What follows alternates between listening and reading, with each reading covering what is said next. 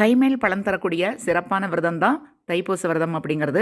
நீங்கள் இந்த தடவை தைப்பூச விரதம் இருந்தீங்க அப்படின்னா உங்களுக்கு எல்லா பலன்களும் ஒரே நாள்லேயே தேடி வந்துடும். செவ்வாய்க்கிழமை பிப்ரவரி 11ஆம் தேதி தைப்பூச விரதம் இந்த தடவை அமைஞ்சிருக்கிறதுனால முருகப்பெருமானுக்குரிய செவ்வாய்க்கிழமை அப்படிங்கிறது வந்து ரொம்ப ரொம்ப ஒரு சிறப்பான பலன்களை தரக்கூடியது. அதனால் நீங்கள் கண்டிப்பாக முருகன் கோவிலுக்கு போய் முருகனை வழிபாடு செஞ்சு உங்களுடைய கோரிக்கைகள் எல்லாமே சொல்லி கும்பிடுங்க. உங்கள் வீடுகள்லையும் அதே மாதிரி பூஜையில் விளக்கேற்றி வச்சு முருகனை நினச்சி வழிபாடு செய்யுங்க. உங்கள் வீட்டு பக்கத்தில் கோவில்கள் எல்லாம் இல்லை, நாங்கள் வேலைக்கு போகிறவங்களாக இருக்கோம் அப்படின்னு நினைக்கிறவங்க சாதாரணமாக உங்கள் வீடுகளில் எப்படி நீங்கள் பூஜை அறையில் விளக்கேற்றி வச்சு சாமி கும்பிடுவீங்களோ அதே மாதிரி முருகனுக்கு அந்த நாளில் வந்து நீங்கள் தீபம் வச்சு வழிபாடு செய்யுங்க. ஏதாவது ஒரு பழ வகைகள் வச்சு நைவேத்தியமாக கும்பிடுங்க. எந்த பழ வகைகளும் உங்களால் வாங்க முடியல அப்படின்னா ட்ரை ஃப்ரூட்ஸ் ஏதாவது வைக்கலாம்.